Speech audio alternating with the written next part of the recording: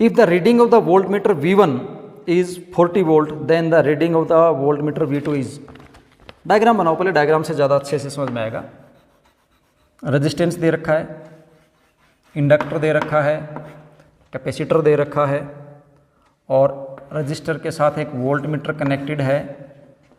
यहाँ पे एक दूसरा वोल्टमीटर कनेक्टेड है जिसको V1 बोला है और ये कनेक्ट हैं एक AC सोर्स के साथ, जिस सोर्स की जो वोल्टेज है वो है 50√2 sin ओमेगा t। ये क्वेश्चन है, आपको बताना है V1 का जो रीडिंग है वो है 40 वोल्ट, ये V2 का रीडिंग आपको बताना है।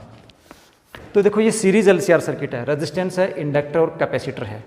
सीरीज LCR सर्किट में जो रिजल्टेंट वोल्टेज होती है E इज इक्वल टू, उसका फॉर्मूला आपको पता है, ये होता है V2R plus VL minus VC whole square होता है। इसका अंडरूट हटाओ तो आपके पास हो जाएगा E² is equal to V2R plus VL minus VC whole square.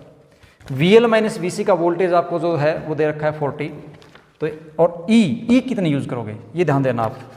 देखो E हम जब भी सर्किट में वोल्टेज और जो करंट लेते हैं वो RMS वैल्यू लेते हैं। क्या लेते हैं? RMS वैल्यू लेते हैं।